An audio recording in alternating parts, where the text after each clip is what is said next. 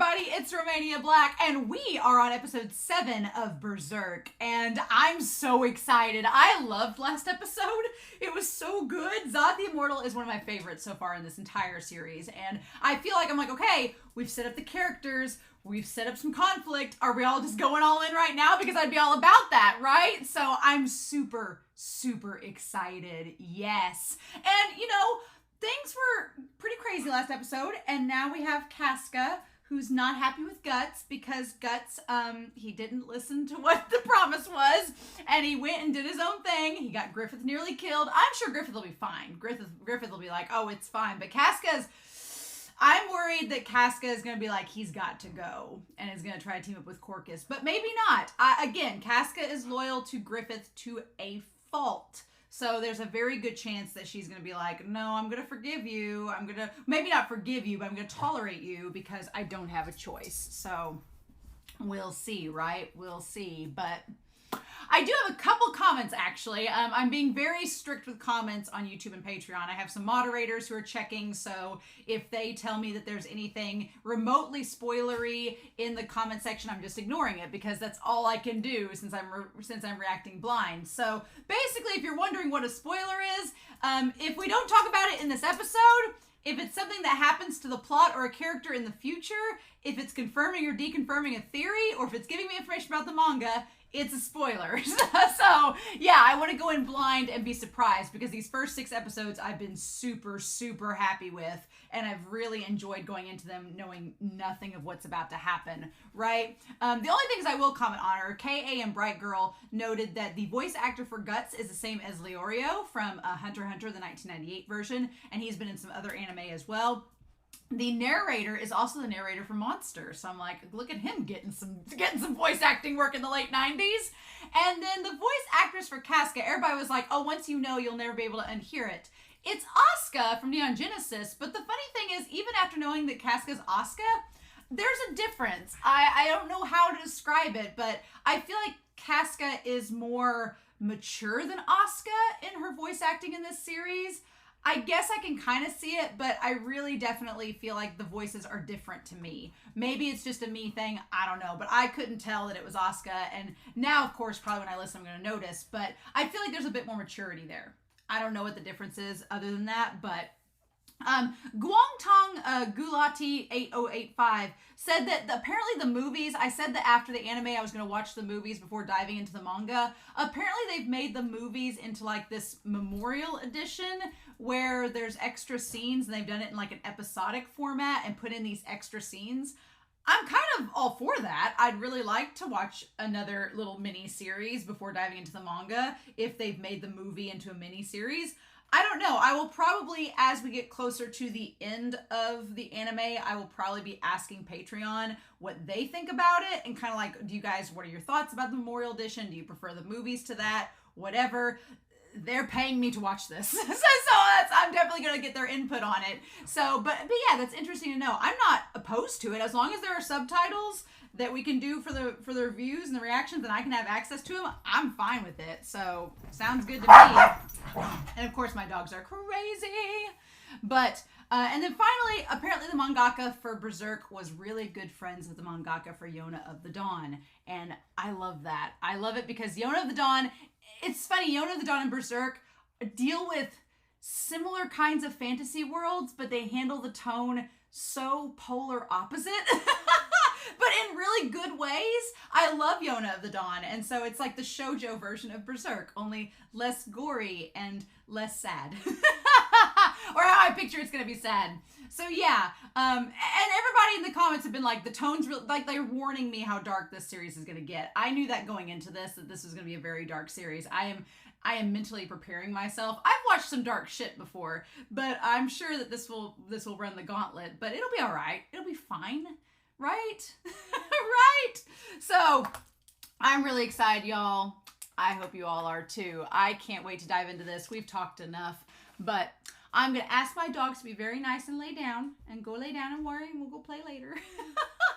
You have to understand, I play with Huck like 24/7. It's insane. He's got more energy than Guts. But I'm really excited for this episode. I want to see the aftermath. I want to see how Guts and Casca sort this out, if they can sort it out, and what's going to happen. But y'all, I'm super, super excited. So we're going to start episode 7 of Berserk and just see what we get. And we're going to do that here in 3, 2, 1, and let's do this.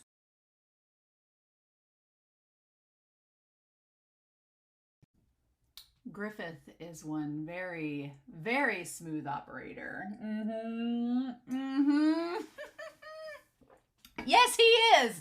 Yes, he is. I meant to say Griffith at the very end of that reaction. I was like, Guts is very, very smooth. No, Guts is not. Guts is like a piece of raw emotion. If emotion was a fruit, Guts would be the most raw version of it, because Guts, bless his heart, Guts is trying to figure out things about himself right now, and that's great. I am floored by the very subtle but very apparent character development that Guts has gone on in this journey. And we're going to write it up here on Whiteboard Coon. Guts is going on a journey with his character, and I love it. I love the development that's happening. I love how the episode and the series are not like, they're not putting it in your face, being like, look at how much Guts has changed. They're not doing that. They make it very subtle, and if you've been paying attention the whole time, you're like, wow, Guts has really changed. He's noticing things and acting in ways that show growth. They show that he's growing as a person. And Guts is starting to question things about himself that are very, very interesting. And we'll bring up Neon Genesis a little bit, because now that I listened for Casca's voice, when she's yelling, it does kind of sound like Asuka, but I think it's a little bit deeper than Asuka's voice is. It sounds a little bit more like an adult woman than Asuka sounds like a teenage girl. But there are some interesting things about about Casca and Guts that kind of remind me of Shinji and Asuka from Neon Genesis. And we'll talk about them when we get there. But what's fascinating is that Guts is learning all these things about himself. He's trying to like figure out his identity and everything. The episode is called The Sword's Owner, and I've got to find out, where is that toy at? Is that over here? Oh, it's by Ruby. Yeah.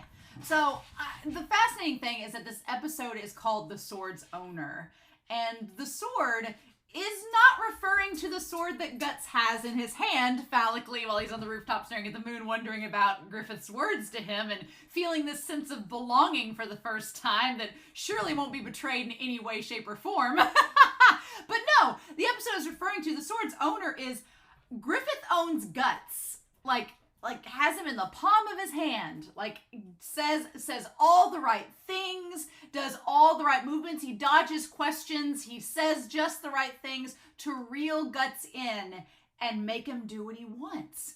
And the fascinating thing is that we, the audience watching Griffith in this episode, you know exactly what's going down. You see the gears turning, you see the foundation of what's about to happen being set up, and I'm like, oh, Griffith, you are smooth. You are very smooth indeed.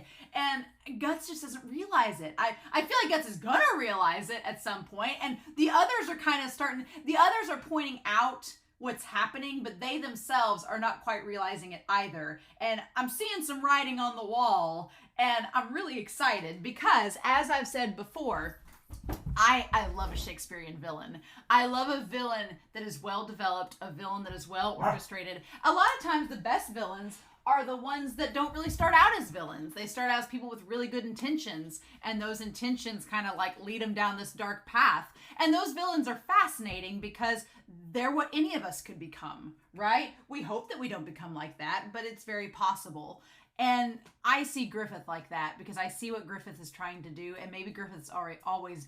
We'll make the argument about whether or not Griffith has always been like this. We'll make that argument here in a little bit, but I see the writing on the wall. I see the gears turning, and Griffith slowly taking these steps to get what he wants. He told Casca he always gets what he wants. And I'm like, oh, is Griffith Cersei Lannister? He might be. He might be. I'm like, and I love Cersei, so I'm like, yes, let's do this. So we're going to talk about this. Again, we go back to the beginning. We get the show is making sure that we know what exactly the story is about, and the behelit is like at the center of it. What gets me is that Guts, Guts does address it. He does talk about the behelit, which I'm glad he brings it up. I'm glad it didn't just go into the nether sphere. He doesn't tell anybody else about it, so that's something to note. And the thing, we're going to put Guts on here. We're going to bring Whiteboard Coon a little closer. We're going to put Guts on here. We're going to put Guts. We're going to put Griffith. And I'm going to put Casca here just for fun, because I think Casca is kind of important in this. She does have a role to play. But this episode was mainly about Guts and Griffith. My episode was mainly about Guts and Griffith and their relationship, right? Guts is the only one that we know of that knows about the behelit, right? To our knowledge, he is the only one that knows about the behelit. Now, here's the fascinating thing, okay? For all we know, Guts is the only person that Griffith has told about this mysterious magic object. Makes sense. Why would Griffith tell anybody else? Unless it was like Casca or something. But for the most part, Griffith, he primarily keeps that item hidden. He doesn't show anybody. He brings it out sometimes. Like, he brought it out, like, right before the battle with Zod in the last episode, was holding it. But Griffith was at the forefront of the troops. Like, nobody else could see him except, you know, maybe the Guts riding in front of him. So when he pulls out the behelit and holds it, nobody else behind him really knows what he's doing. So they can't see that action. When Griffith walks up to Guts, holding the behelit, like, the behelit is out for all to see, when he walks up with that item, I wondered if he was trying to fish out information from Guts to be like, did Zod say anything about the behelit? That's what I think. I think that Griffith had that behelit out, because he did pass out, supposedly, when he got knocked up against the column. And I believe he was passed out. But I believe he was fishing for information for Guts, being like, hey, did that Zod guy, before he fly off, did he say anything about this? Did he give you any information? Did he tell you anything you probably shouldn't know? He's trying to figure out, right, if he can still trust Guts or not. Because I think that Griffith's care for Guts is because he's useful. And because he's a sword that will do anything for Griffith, and Griffith knows it. And so he's just testing the waters, like having that behelit out to see if Griffith knows, or if Guts knows too much, and he doesn't. So Griffith's like, okay, we're still good. All right, good. The manipulation in this episode was off the charts, and I was living for it. So we'll get past this OP here. The sword's owner. Yeah, the sword's owner, it's definitely, to me, that the title is about Griffith owning Guts. Like, he right now, Guts and Casca, when they both flanked him, like at the very end there, side by side, I'm like, Griffith has these two warriors in the palm of his hand, and he has them both drooling over him. As anybody would. Griffith's a handsome man, and he uses it to his advantage. We'll talk about that with Charlotte. I feel for Charlotte, because it's like, oh my god, girl. I do love, like, all the little animation touches this scene does, like focusing on the grapes and everything. I feel like that's somewhat important, because it's establishing that the Midlands and the Tudor region, like this entire region they're in, has a lot of... It makes sense now why everybody's drinking wine all the time, because they got grapes everywhere. Why wouldn't they be drinking wine? You know, you got lemons, make lemonade. So I feel like it's a point of trade, too. I'm going to be curious if the grapes end up becoming a plot point anyway, because they talked about, you know, like, what are they going to do? Make a raft out of the grapevines or all this? I don't know if they're going to end up doing anything with that. I'm curious, but I liked the focus on it. Like, it was a nice little, it was like the little scenic shot, like you get the wistful music, the morning shot, the animals all come out and eat the dew-ridden grass, and then we cut to the castle. Have you heard of the Band of the Hawk? Okay, so I think it's rather important that we talk about the castle and the kingdom details. The kingdom details are important, right? We'll bring that up over here. Yep, the kingdom details. Things we should probably know about the kingdom that's getting brought up in this episode. So they're like, have you heard of the Band of the Hawk? And the Humpty Dumpty guy says, I have. They suffered losses during their recent battle. I can't say for certain, but soldiers claim they met some kind of huge demon in Tudor Castle. And so Humpty Dumpty's like, a huge demon? So this is interesting. I was fully convinced that old Humpty Dumpty guy here and Julius, we get Julius's name, I thought that maybe they were in on this. Like, they knew about the demon, but apparently not. Supposedly the guys in the court have no clue what's going on. It's interesting. I feel like the Humpty Dumpty guy only having one eye open is a sign that you can't quite trust him. He's not showing you his full hand. So, supposedly, we're put on here, supposedly no one knew about Zod being there. I don't know if I fully believe that. Humpty Dumpty may not know about it, or maybe he does and he's just lying. But maybe Julius knew about it. I don't know. The look that happened between Julius and this Humpty Dumpty guy, I feel like they do know more than they're letting on, and maybe he's just lying to these two guys in the court, being like, a demon? What demon? Who knew anything about a demon? You know, a huge demon? That doesn't make sense. I like that this one guy with this big purple getup and little hat, and the other guy, they're like, we don't have any reason to believe that. I'm like, you guys look ridiculous. Who would believe you? You know, it's designed to draw attention away from their failure. It's no better than a child's trick. But the other guy says, well, it wasn't really a failure. Yeah, they lost all those men, but they did take the castle. They did reclaim it for us, so we can't say it was a failure. It's just maybe a way of masking how bad the mission went, but they still succeeded in it. So, you know, even if they suffered a lot of losses, we can't really say they failed. And it is rumored that Griffith will be raised to the peerage. So, I'm assuming that's like just another step up, right? So the king likes Griffith. The king likes Griffith, and he's raising to a peerage, right? Griffith is rising up the ladder. Now, I'm watching Monster, a series that came out around this same time. At the same time watching this, I will say, this doesn't really spoil much, but there's a character in Monster who is the main antagonist that reminds me a lot of Griffith. And the way that they remind me of Griffith is they're both very handsome, very soft-spoken. They draw people into them, get them enamored, and they just slowly work their way into a system and work their way up the ladder to get to whatever agenda they have in mind. And they do it so subtly and so quickly, and you just don't even really notice it, right? That's kind of just the situation that it is, right? And I feel like Griffith and this character are very similar in that regards, that they're just rising through the ranks and everybody's just kind of like, well, isn't that something? And don't really think too much about it. And they're like, I've heard that as well, saying, is it really true?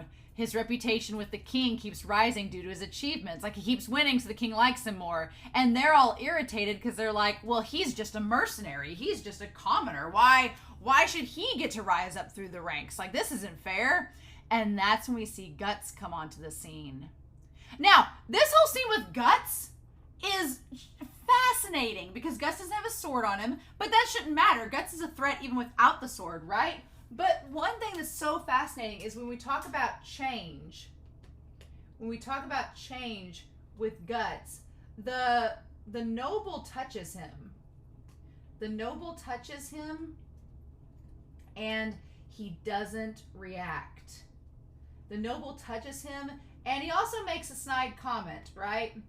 He touches him, he makes a comment, and the most that Guts does is just poke him with the crutch in the foot, right? Isn't that crazy? I was like, what? He pokes him with the crutch, but he doesn't, like, before, back in episode 2, the mercenary touching him, he was like, get off me, don't touch me, and didn't want anything to do with him. And now, he touches him and says the comment, and Guts is just like, get out of my face, right? Like, just doesn't even consider him a threat. That's character growth. That is big for Guts, right? And I was so amazed because I thought Guts was going to have a reaction.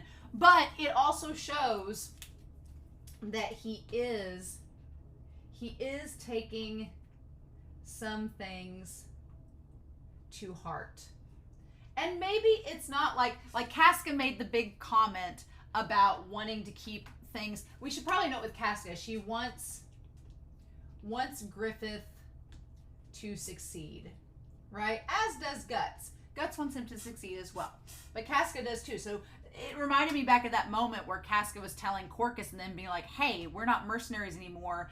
Don't screw up and do something stupid that's going to make Griffith look bad. He's trying to do his best to become king. Right? And we don't know exactly if all of them know he's trying to become king, but she's like, he's trying to rise up through the ranks and do good, so be on your best behavior. And I don't know if maybe Guts is trying to adhere to Casca's words, but he does seem to not let things emotionally get to him as much as they used to, which again is character growth for him. I really like that. And they just get on and they're like, and even the fact that the guy was saying, you know, you saw a dog in the dark and thought it was a monster. The moment he said the dog line, I was like, oh, Guts is going to get mad at him. Doesn't. He lets it go. And I was like, I was so proud for Guts. I was like, look at you. And he's like, sorry, I'm unsteady on my feet because of my wounds. Like, he just says, he's like, sorry, I can't hurt you like I could because of my wounds. So I'm just going to poke you with this crutch and move on. Also, yes, Guts is holding the crutch on this side. Griffith holds the crutch on this side. I'm like, they're just both crutches on either side, completing one another. Shut up, show. What you doing? What you doing? And so then he goes to meet the others. And they're like, what a bastard. And the Humpty Dumpty guy opens up both eyes when he looks at Guts. Like, he's like, okay, who is this guy? What's his relationship to Griffith? What's going on with him? Is he an enemy to consider? I feel like Guts has kind of been in the background for most of this time with the court and the king. And I feel like Griffith likes Guts in the background because Guts is really strong. And I feel like Guts is really strong, but he's not a strategist like Griffith. So I feel like Griffith is like, oh, it's fine, Guts, if you're over here in the background because I don't want people to see you. I don't want them to know you're my trump card, right? So you just stay over here. But the moment Humpty Dumpty looks at him and is like, who are you? What is your relation to the king? That's problematic. I don't like where that's going because I feel like he's going to start looking into Guts and figuring out what is his deal. So then we have everybody standing around waiting for Griffith outside the castle. And okay, I did not originally see Corcus, but now I do. Originally I was like, where's Corcus at? But he's there. It's so weird to see them not in armor. It's so weird to see them in casual clothes. I'm like, look at you all just sitting there waiting for Griffith. And so they're just waiting out there. For the record, Casca's design, I love that it's pink because she's a woman, why not? But I love her like thigh-high boots and like the brown pants and the shirt on top. I love her design. Her character design's so good. And she's frustrated, and that's when I like to just Guts sauntering up with the little smile on his face like, hey guys! I love it. It's so funny. Like, just the way it's animated. I don't know if it's intentionally supposed to look like that. And then they're like, oh, hey, Guts. And he's like, what's going on? You're all out here. And they're like, are you well enough to walk? And he's like, well, yeah, of course. And then when he looks over to Casca, Casca's like, I'm not happy with you at all. Like, she's not having it whatsoever. And Guts is like, well, what do I say to you? And she says, it's all your fault. And he's like, And then she looks away like, I don't want to talk to you. So Judo's kind of like the icebreaker. Like Casca and Guts clearly are at odds because she's mad at him for reasons we all know about. But then Judo's like, oh, just forget it. Judo's like, hey, don't be mad at Casca. Don't carry this on. Judo's trying to be peacekeeper. He's like, no one blames you. Casca just said that because she was frantic back there. So Judo tries to frame it as, put Judo up here. Judo tries to frame it as Casca was just overreacting. She was overreacting out of panic. He's like, nobody blames you. We know that it wasn't your fault that Griffith got injured. Griffith chose to go in there on his own accord. He chose to go in there by himself. It's nobody's fault. It just happened. We were facing this immortal demon. Casca was just overreacting in the moment because she was panicked. He's like, it'll be okay.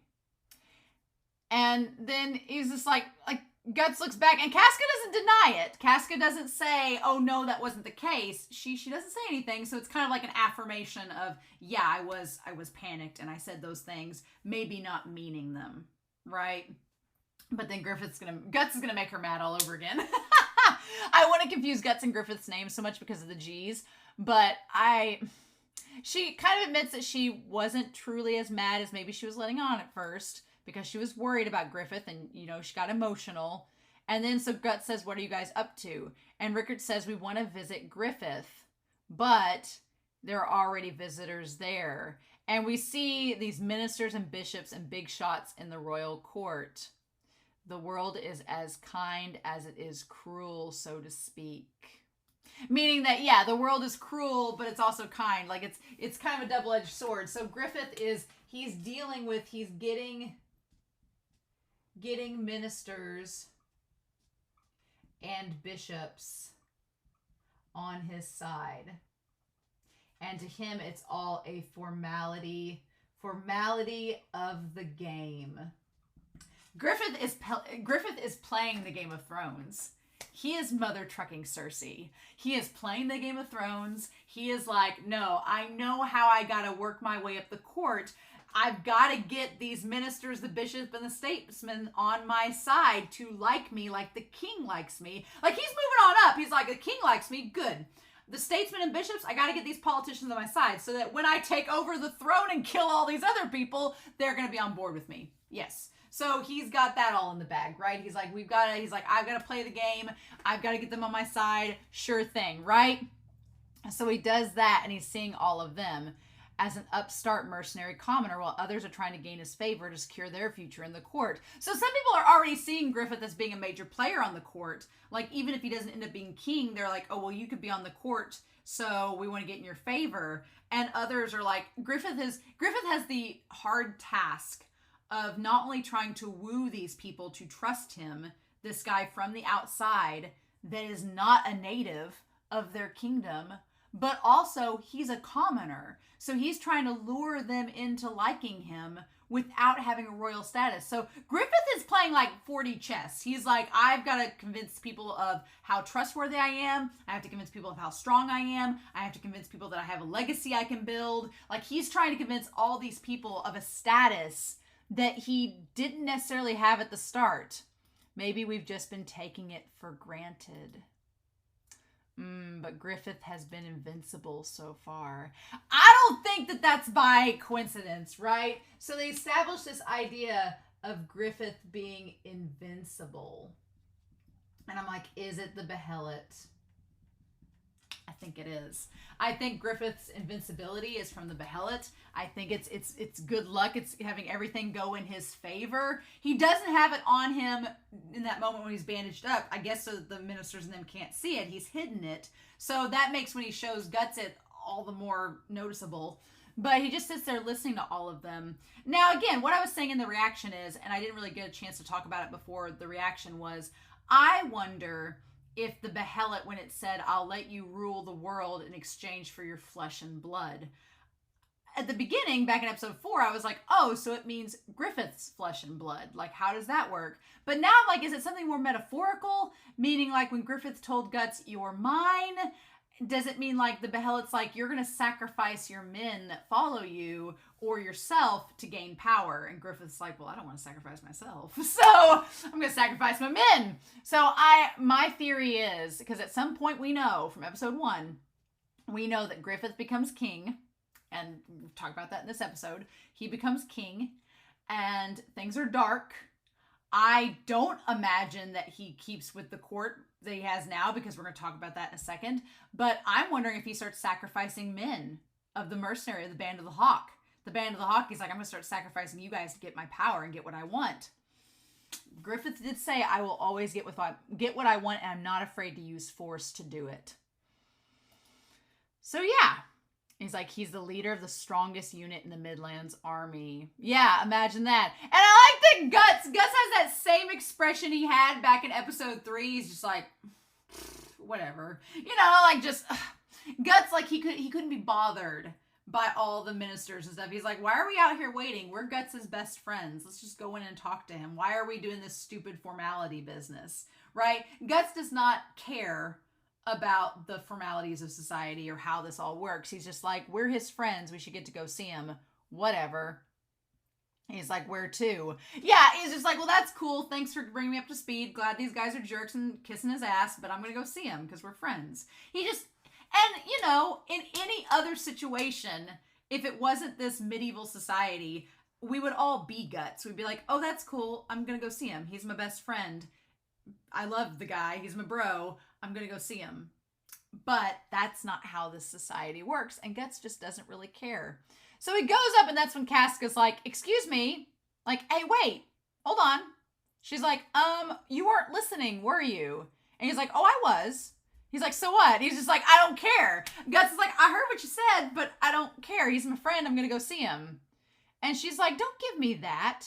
She's like, I'm telling you to wait here until Griffith receives his guests. And I feel like Casca gets so frustrated because she thinks, in part, I think she thinks that Guts believes he's beyond the law, beyond the laws of society, and doesn't respect the system that Griffith is playing. Yeah, I think that Casca's like, you don't respect the game. Casca's like, this society has a system, has a game. We're all out here respecting it. You can tell Casca also feels kind of disrespected because she's like, Guts, we've stood out for how long waiting on Griffith by being polite, and you just show up and just waltz in like the rules don't apply to you. She's like, that's not fair. And you can tell she cares so much by just following orders and doing things the right way. And Guts is like, I'll just do what I want. She's like, I'm telling you to wait here until Griffith finishes receiving. He's like, well, that doesn't matter at all. He's like, I just want to visit an injured friend. Yeah, Guts is like, why do we care about this system? He's like, we're friends. It shouldn't matter. I feel like Guts is going to get his heart broken. Absolutely, because Guts does not see the system or the game. Guts doesn't even know what the rules of the board game are, right? He just knows that he has a piece on the board and he's moving. He's not paying attention to the rules. He's not looking to see what the end objective is. He just knows his friend's injured and he wants to go see him. It's very raw, very emotional, very basic, right? It's like a primitive romance, if you will. A primitive bromance. And Casca's like, no, Griffith's playing a game and we all need to help him. And you're not helping him if you don't know the rules. Right? And you can't blame Guts for wanting to go see Griffith. You can't blame him for calling out how stupid the system is. Like, it is dumb that his best friends, seemingly, are standing out there waiting on him to see him, and they can't until these old fogies get out of the way. Like, I can see where Guts is like, do you not see how dumb this is? Let's just go see him. But Casca's like, I know it's dumb, but that's just part of it. That's the rules of society. And Guts is like, I don't live in a society. I'm going! And that's when the guards try to stop him. And he just, with one arm, he grabs the spear and knocks him down with one arm. He's like, nope. He trips him with one arm and that's it. It's ridiculous. Like, well, that was hard. It's like, sorry. Like, I just like these, like, sorry, I didn't mean to trip you guys with an arm. And I like that Judo's like, oh my God. And for the most part, the gang's like, Judo's like, well, it's Guts. We should know better. And Rickert and Pippin are like, well, what can we do about old Guts? He just does what he does. And Corcus is like, what an idiot. So, like, and the four of them are like, well, we should have known this was going to happen. What's interesting to note is that Guts asks if Rickert wants to go in. And that part was curious. He's like, Rickert, will you come with me? And I was like, oh. And part of me thought, okay, well, he saw Rickert at the base of the stairs, closest to Griffith. So maybe in Guts's mind, that was a sign that Rickert wanted to see him the most. And that's why he offered it. Maybe because Rickert's the youngest and he feels like that Rickert would and that would be the best for him. But also I feel like Guts and Rickert have formed like this, you know, since the episode where Rickert knocked him off into the water, I feel like they've been developing this friendship, which back in that episode I was like, well, we're going to make Guts and Rickert as close as we can so when Rickert dies and it's horrifying, it's going to like crush Guts the most. So why wouldn't we do that? But I find it interesting that he chose Rickert of all people. And Rickert's like, oh no, I'll wait. He's like, that's all right. And he's like, okay. And that's when he calls for Griffith. And Casca stops him. He's like, I'm sick of this. Stop trying. And I love Rickert's face like, oh, she's going to punch him. And Casca's like, I am done with you. You don't have a sword on you. You're injured. I'm going to clock you in the face because you won't listen. God, I love it. She just punches him against the wall. And everybody's like, I like that everybody's like, aha! Yeah, she ain't number 3 for nothing. They're all just like, oh. And then he's like, what's the meaning of this? And that's when he sees that she's about to cry. She's like, what is your deal, dude? I love that. And Guts just looking at her. I feel like Guts' weakness is Casca crying. Because for all Guts knows, Casca is like one of the strongest people he knows. She is fierce. She's a fighter. She is a commander. She is like him on so many levels. And the two of them, the problem with Guts and Casca is they're too similar. They're very similar. They both love Griffith to pieces. They are both like bound by loyalty to him. They have a very strong sense of duty at this point, as Guts has grown as a character to have. And they both are incredibly strong, but they're also very private. They keep things close to the chest, right? They keep things close to the vest. They don't like being like all personal and spilling their guts about their home life and everything else. They're very similar characters, but I think that when Guts sees Casca crying, he realizes that that's when he's gone too far. Because Guts is probably thinking, if I've made you cry, then it's probably something really serious. And he just stops what he's doing when he sees her crying. And she's like, why? Why are you always like this? And she's like, why does Griffith value you so much? So Casca asking why Guts is the way he is. I felt like Michael Scott from The Office, like confronting Toby. Why are you the way that you are? And why does Griffith value you? Yeah. Because, in Casca's mind, she's like, if it was anybody else, if it was anyone else, like Corcus or anybody that kept on messing up, Griffith would probably finally get tired of them. But he admires Guts, and he doesn't with Guts. And Casca's like, I don't understand why. Is it because you're so swole? Is it because you're so beefy? Is that why? Is it because you're useful? But yeah, she just doesn't understand. She's like, why does Griffith put up with you? She's like, I don't get it. And her just crying, and Guts being like, well, damn it, I've made her cry. And the thing about it is, she just punched him the one time, and that was it. And then after that, she didn't like come at him. She tried to talk about him, and he's just like, Guts is like, I don't know what to do with you. And I know that Guts knows that Griffith values Casca as well, and she's part of their group, and nobody else was upset by Guts being there, but she was. And so Guts is like, well, damn it. Olivia's like, I don't want to go in there and make you even more sad, so I'll just go away. And then he leaves, and everybody's like, where are you going, Guts? What's going on? And he's like, that spoiled everything. I'll come back later. And then he looks back and sees her standing there. So yeah, Guts' thing is that he doesn't really understand why it's a big deal, why the formalities exist. He doesn't understand what the game is. He doesn't get why they have to act this way. But when he tries to go in and just do what he thinks he has the natural right to, Casca gets really upset. And Guts respects Casca enough to be like, well, why is she getting so upset? I don't understand the game or any of this, but if it's making her so upset, there must be a reason behind it, but I just don't get it. And I'm like, oh, God, sweetheart.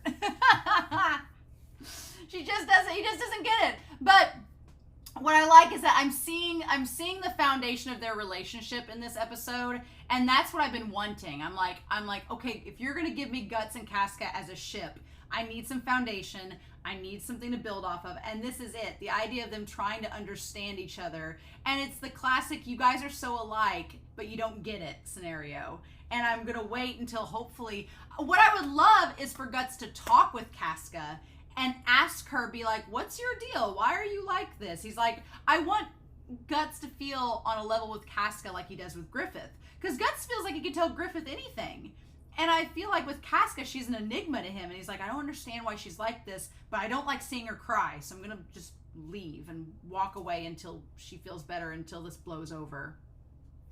I'm like, that scene made me kind of root for Guts and Casca, because I'm like, I want you two to understand each other better, because I think once you understand each other, it will be a lot better. But what can we do, right? What can we do? And so he just like walks off.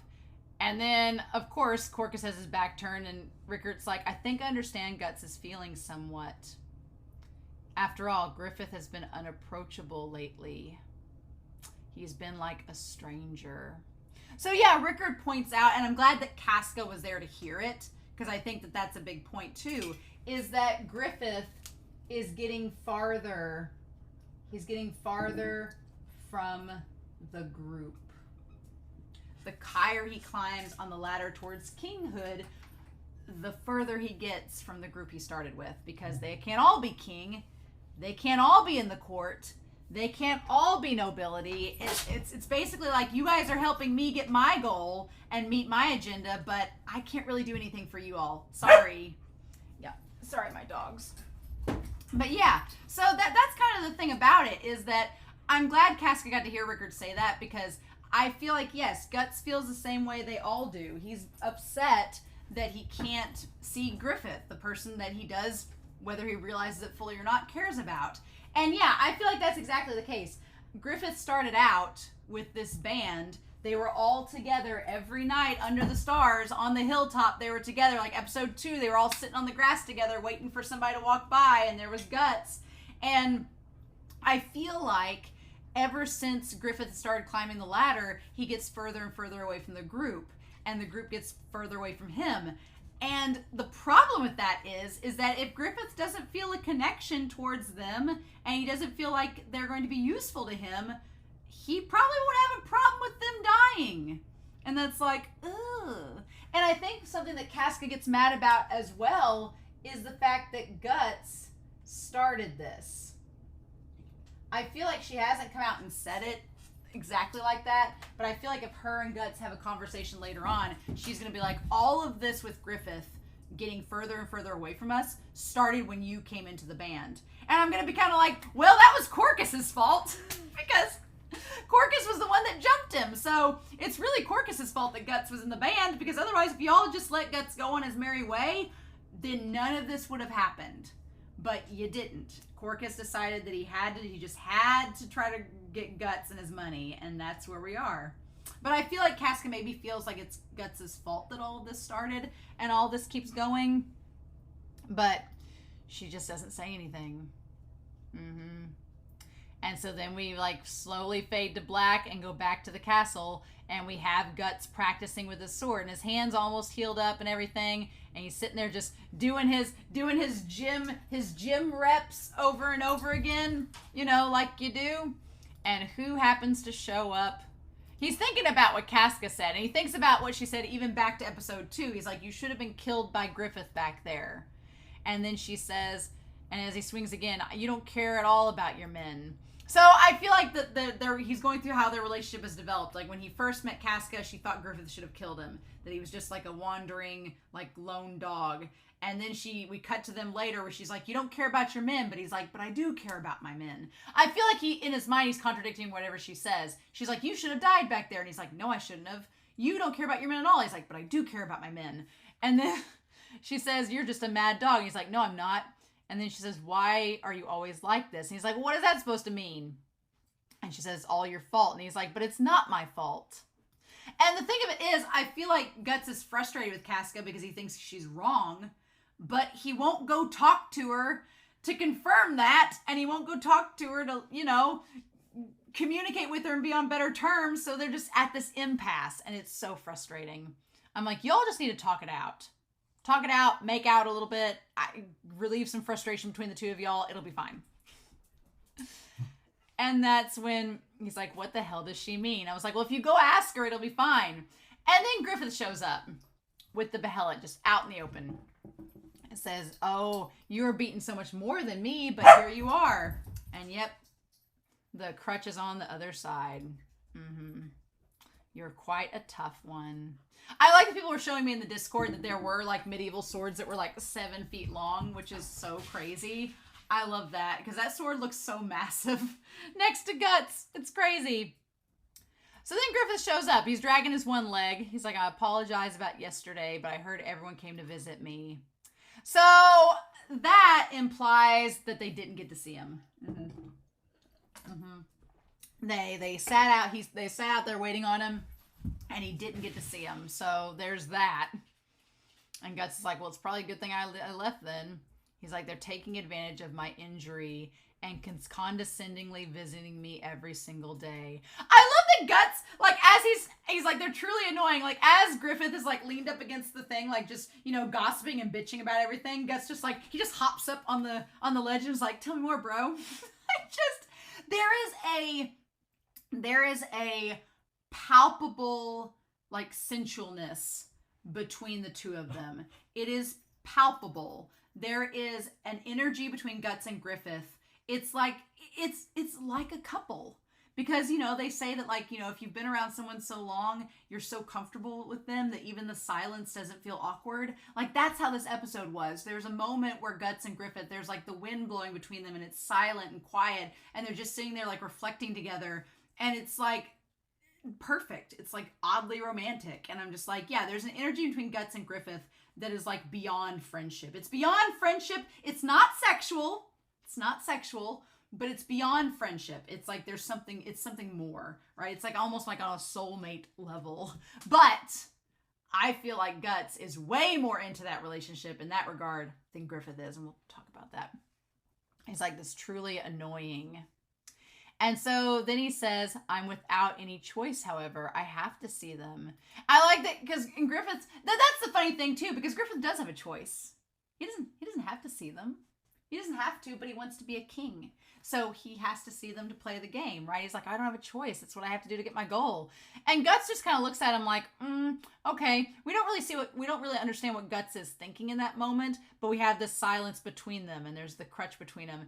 And that's when Guts brings up Zod. And he's like, and they're like, to think such an enormous monster actually exists.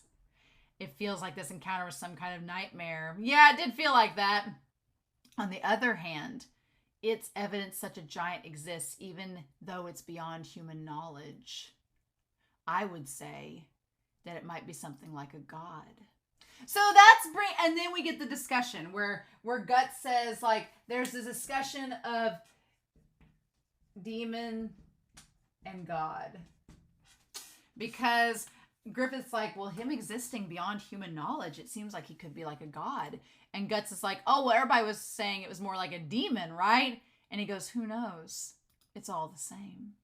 Yeah, right? It's all the same. Which, again, if you've watched Attack on Titan, there is a big discussion of who are demons, who are gods. Is there a difference, right?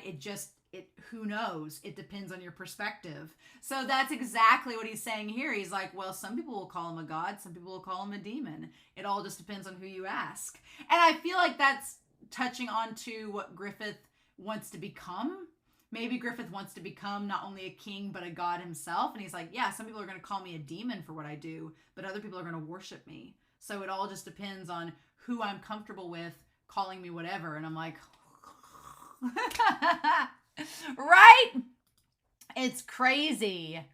And then the wind starts to blow between them. And so as the wind blows, he says, by the way, how was I saved? Again, Griffith is fishing for knowledge. Griffith is fishing for information. I'm like, why does it matter? You were saved. Who cares? And so he is fishing for info from Guts. He could have asked anybody. He could have asked Casca. He could have asked Rickert. He could have asked Pippin. He could have asked anybody how he was saved.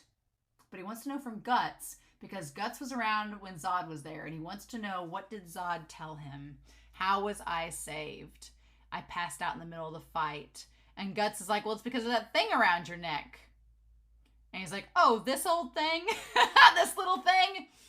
And Guts says, what does he say there? They just look at it for the longest time. For the longest time, they sit there in silence looking at it. And he goes back to that moment where Zod tells him about, like, you know, you're going to be doomed if you stay in a relationship with him. He said he recognized that thing. And then Griffith says, oh, it seems to protect me from evil. Like, does it? Does it protect you from evil?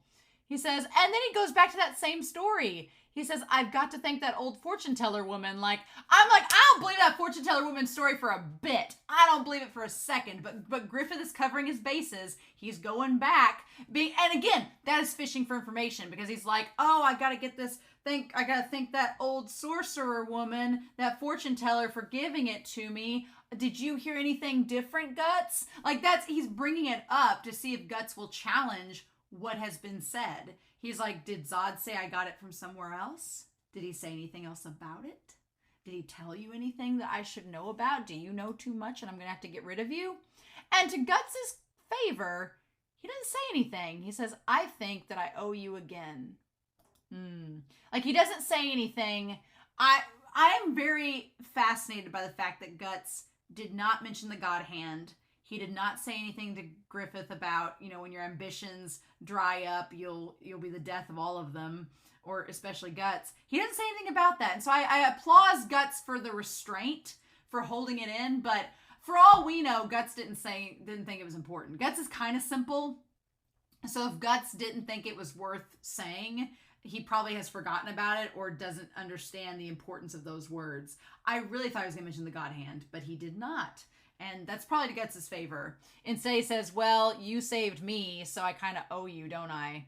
He's like, why? Why 3 years ago did you tell me you didn't want to lose an outstanding soldier?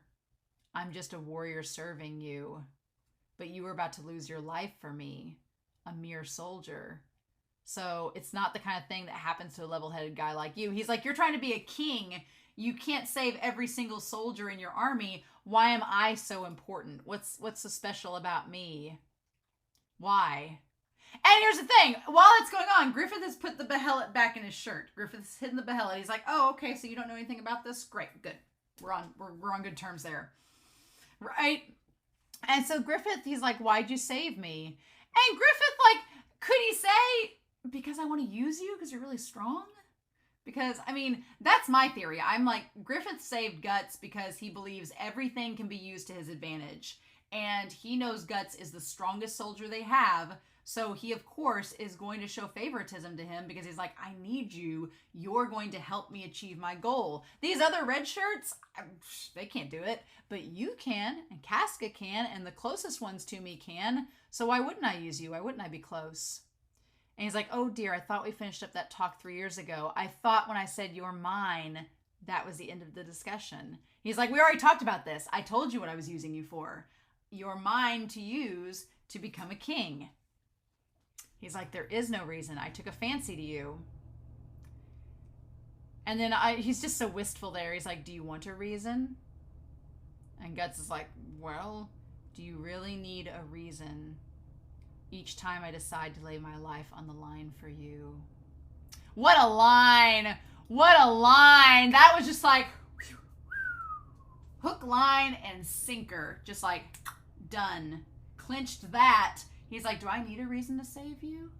Like, I mean, you could not get a better line reading than that to him. Like, that was all Guts needed to hear to pull him in. And then he just stares at those wistful eyes and that romantic face. Mm-hmm. It's such a beautiful moment. And, like, I'm sorry, but in any other series, it would have been like, now kiss. Would have been the moment they've been like, okay. And Guts is like, oh, well, no, I just, And that's when the king shows up being a damn cockblock. I was like, come on, king. We're about to have this romantic moment. And then he shows up with his brother, Sir White Hawk. You seem to have gotten better. I like to call him Sir White Hawk. I like that Griffith is called that. Mm-hmm. And then we see the king and Julius, his brother. So, yeah. And so they both kneel. Well, Griffith kneels at first. And then he looks over at... I love that he looks up at Guts like... The way he looks up at Guts is like batting his eyelashes, because normally Guts doesn't do any formalities. He doesn't care about the system, doesn't care about the game. But the moment Griffith looks up and bats his eyelashes, being like, but pretty please, sweetheart, will you please kneel with me? I really would like you to. Blink, blink, blink. He does it. He does it. So yeah, Griffith has him in the palm of his hand, right? And so we have the idea that Griffith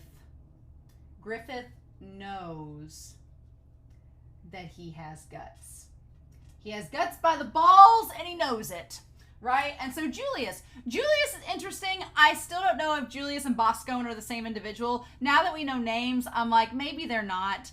Maybe Boscone and Julius are separate. They just look like they were animated so similarly, right? And I like that when Guts, like, kneels down, he looks over to Griffith like, is this what you wanted? Like, he is a dog. Like, Griffith has him trained. And he's like, it's fine. He's like, I'm just getting some air. And he says, everybody in the castle has grown excited because of all the war councils we've been having. I don't have time to regain my composure. And so they both stand up. You know, he's like, let me introduce you. This is my younger brother, Count Julius. He's the general of the White Dragons and the next in line for the throne. So, yeah. So we'll go back. We're going to go over here. So Count Julius. Is he the same as Boscone? I guess not. I was really convinced. Their animation made them look very, very similar, but they are clearly not. So, okay. Or maybe Boscone is an alias. But he is the leader of the White Dragons, which sounds ominous, right? We have the White Hawk and the White Dragons. Sounds ominous. And he's the heir or next in line. That's not foreshadowing at all. He's like, oh, here's my younger brother. He's next in line to the throne. And Griffith's like, and you're on my list. Gotta get rid of you. Because he's like, oh, I'm Griffith. I'm pleased to meet your acquaintance. And he's just like, I don't know about him. He's like, my Lord Griffith, I'm always proud when you capably lead the band of the Hawk to victory. I like that Guts is just over here with his hip cocked to the side, like, I don't get an introduction. It's probably better that Guts does not get an introduction. I feel like people don't need to know. Griffith, I feel, does not feel the need to tell people about Guts because that's his trump card. Why would he want to reveal who he is? He's like, oh, that's very kind. He's like, forgetting my old age and your dauntless courage's battle, it makes me burned for a fight. I like that Julius in the background, Julius's eyes are just like, son of a bitch, I'm right here. I feel like Julius and Guts are both like, we're right here, dude. You know, I just feel like his eyes are so wide. And I don't know. I also get the impression, I don't know, Bosco and him just look so similar. I'm not completely ruling it out that him and Bosco are the same person, but we're going to keep it close to the vest for now. And so he's like, it reminds me of the days of my youth when I worked alongside my subjects in the war effort. And I like that Julius is like, should you be talking to this rando guy like this, even though he's a commander in your unit? He's like, should you be so forward with him? And he's like, oh, I like talking with him. Again, there's a character monster that easily talks with others, and they just find him fascinating. And I get that vibe with Griffith. He's like, the truth be told, senior statesmen in the royal court are displeased by your presence and by your influence because of your common birth. They think it might affect the prestige of the Midland army. But, and he opens his eyes and says, neither prestige nor status brings us triumph. And so the king is surprisingly progressive, right? The king is like, I don't care who helps us win as long as we win. So I don't care if Griffith's from a commoner's court, whatever. His army's helping us achieve victory, so I don't care. I'm all for it. Here's the thing. Him saying that he doesn't care about prestige or status as long as they win, Griffith's listening to every single word and documenting it, right? He's like, we live in a turbulent age.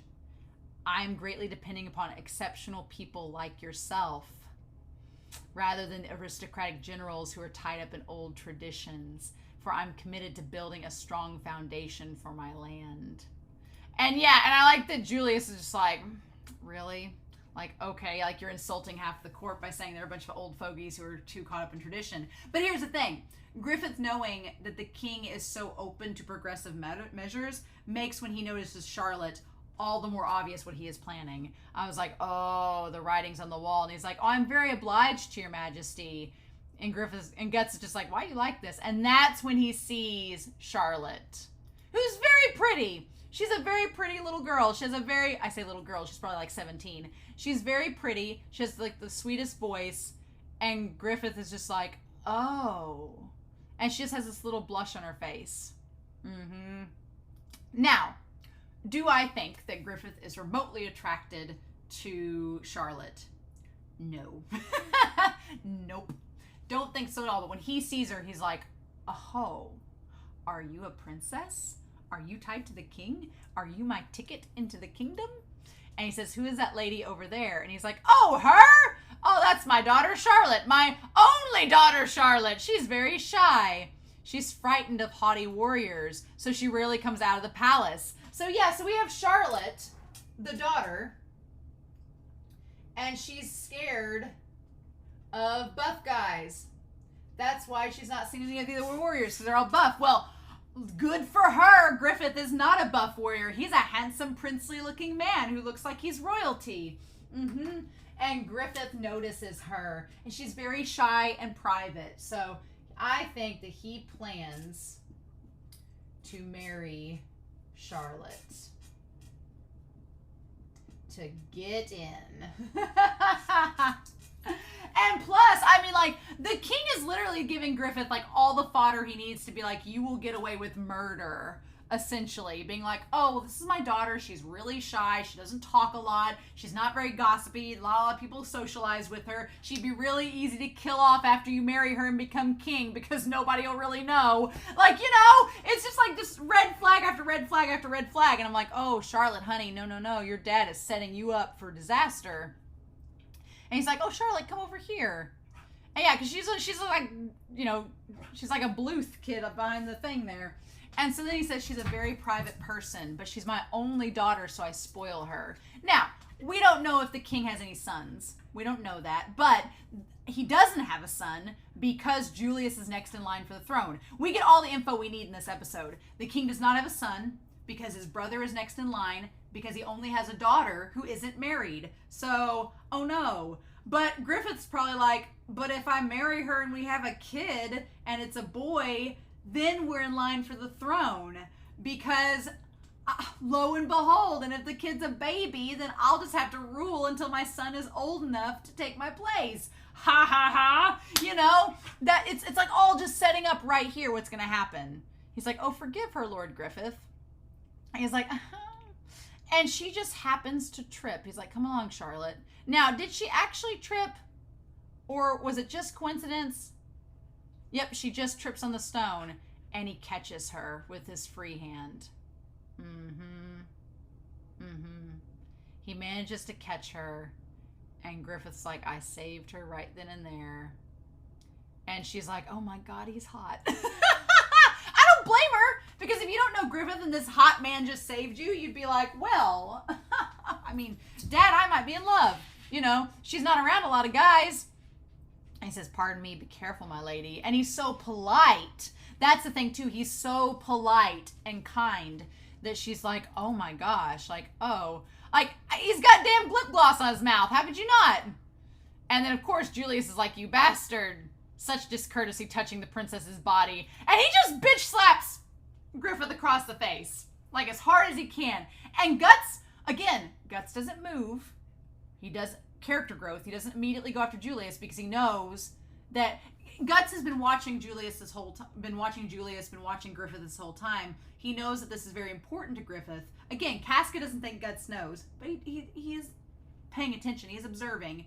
He doesn't immediately go after Julius because he knows how important this is to Griffith, and he knows Griffith is tough. He'll be able to handle his own.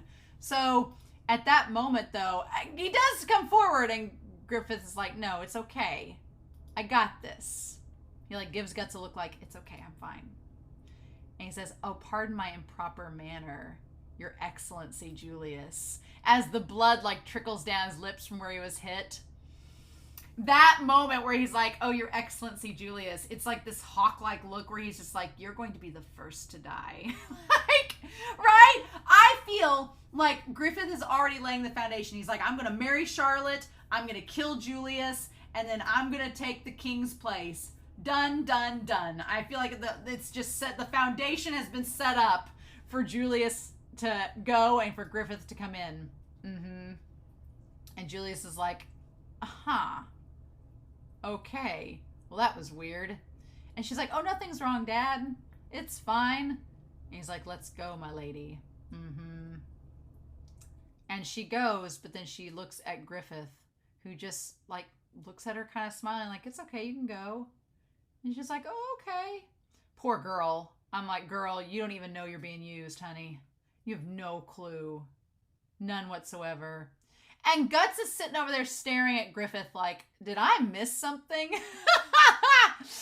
And you would think that after seeing that display and Griffith being like, Guts being like, I wonder if Griffith likes him. Nope, that's not what Guts is worried about. No. He's up on the rooftop in the moonlight, lifting his sword up in an erect fashion, like some kind of phallic gesture, because why not? And all he can think of in that moment is he said, for you. Do you need a reason for me to lay down my life on the line for you? He didn't say, and Guts is like, he didn't say for his soldiers. Because that was kind of Guts' whole thing. He's like, why would you, who's trying to be a king, risk your life for a mere soldier? And he's like, well, do I need a reason to do it for you? And Guts has put two and two together. He's not even come close to everything else that we as the audience are in terms of what Griffith's plans are. But he's just like, for you. And then that sword up to the moon. And then he just looks at it and says, I don't know if this is the answer I've been looking for all my life. Guts has always wanted someone to care for him and someone to be there for him. And that's the thing. The thing that's so crazy about it is that Gambino was using Guts for his own agenda, right? He was using Guts for his own agenda. Griffith is too, for sure. But Guts doesn't realize that. Guts doesn't know. He can't put two and together because Gambino was so obvious, being like, boy, you just exist for me and give me the money and all this. And it was very obvious to tell. Griffith makes it seem like, oh no, you're my friend. You and everybody else, like, I love you guys so much. I'm doing this for you. But I'm like, I'm like, he's doing this until he's become king, and then what's going to happen? That's going to be the question, right? That's going to be the question. But for Guts is like, I've always wanted somebody who needs me and who wants me, and Griffith does. And Guts is like, for now I'll fight with my sword for him. So you think by the episode title, The Sword's Owner, that Guts is determined. He's like, I'm going to use this sword to protect Griffith because he cares for me. But the reality is, no, Griffith owns Guts. That's the reality. And this episode cements it, right? So then we go to Adon's castle. I'm like, a simple game of Oregon Trail could solve this. I love this episode because Adon is such a character. He's so cheesy, right? I don't find Adon threatening at all. I think that the fort that they're on is pretty well secured, and he does bring up a lot of good points. That it's very narrow. It just happens to be the only way you can get across the bridge. You can't take horses across. They can't build a raft and do it. Well, they could, but it's be very impractical. This is the most practical way to get across, and no one's ever done it before. Hence our guys coming in to do it themselves. He's like, nobody's ever done this before, so we're fine. But yeah, I like the guys constantly try to like give him ways. They're like, what if they did this? What if they did that? And he's like, shut up, I got it all mapped out. We're fine. It's really funny. But it's really funny to see that Adon like thinks everything's going to go fine. And Griffith's like, this is our next trial to beat this guy. And it's like, okay. I don't feel like Adon is a threat, but I feel like the situation, he does bring up a good point about the horses. They can only take two in at a time. It's going to be harder than it looks, but do I think Adon's like the big bad of this series? No, we're only on episode 7 and 8. Like, right? Episode 8's next week. We're at the very beginning of the series. So much has happened though. That's the thing too. So much has happened in 7 episodes at this point, right? And going back and rewatching episode 1, when it was coming out on Patreon and YouTube, I forgot Guts loses a hand at some point. His eye gets messed up and he loses a hand because he shot something at the feed floor out of his hand that was like a gun. So when does that happen? Right? When does that happen? It's not the hand that holds the sword though, right? Or is it? I'm not going to go back and relook. I want to be surprised when I get to in the episode. But I was like, he loses a hand, right? He loses an eye, maybe? What's happening? We've barely begun this series, but so much has happened. It's kind of insane. And yeah, so then Adon's just going on and on about how we got all this. We're fine. We got this crossbow. It's perfect. We're all set to go. And then we cut to all of them getting ready. And so they're all stationed there. And I like that Corcus is like, why do we have to sortie the minute Griffith gets better? Why do we have to go do this? And Judo's like, because they depend on us in battle. That's kind of the whole thing. It looks like his armor's overalls, which is kind of funny. And he's like, well, they didn't say that even the heavenly equipped golem knights failed to capture that castle. Yeah, so the castle is going to be the problem. The location of it, it's not necessarily the men inside. It's the location and the fortitude itself that's going to be the issue, right? But that's what they've been assigned to do. They've been assigned to take them on. And Griffith's like, we're going to go do this. And then Casca and Guts are right behind him. And right behind them are Corcus, Pippin, Judo, and Rickert. I like that Rickert still like knows everything. He's just like, did you know this about the battle formation? It's like, it's just really cute. And Griffith's like, it's our turn. His eyes are so like a hawk. So yeah, I've talked for an hour about this episode. But yeah, I definitely feel like Guts and Griffith and Casca, like Casca and Guts are like just in the palm of Griffith's hand. They could not be more under Griffith's control. And that's what Griffith wants. And I feel like Griffith, you know, even though he's like, why are you guys still at odds? I feel like Griffith kind of benefits from that, because if they weren't at odds, they probably could put two and two together and realize how much they're being used. But they're not, because they're constantly at each other's throat. I don't know what we're going to get out of Adon and all this. I'm curious. We've kind of stepped away from Boscone and the General Gannon or whatever his name is. We've stepped away from that plot line, but I feel like it's going to come back maybe after this thread happens. But I don't know. Each episode of this series goes in such a different direction. You just don't know what's going to happen. And it's like, but it's so good, right? So, I'm so fascinated by the dynamics of these characters. I'm seeing the Game of Thrones that Griffith is playing, and my only thing is I feel like by the end of this, Casca and Guts are going to get really hurt, because they value Griffith so much, and they love him so much. And Griffith, it's not that I don't think Griffith doesn't care about them, but at the end of the day, it's all about what Griffith wants, and he'll get what he wants. And if he has to sacrifice people to do it, Griffith's not afraid of that. And that's what can be kind of scary. And I just don't want our main characters to get hurt, and I think they're going to get hurt. So, but we'll see, right? We'll see. So I'm excited to hear your comments down below. I hope you all enjoyed this reaction discussion, but I hope you also all will have a good week. Please stay safe, take care, and I'll see y'all next time with my lucky number, episode 8 of Berserk. Bye!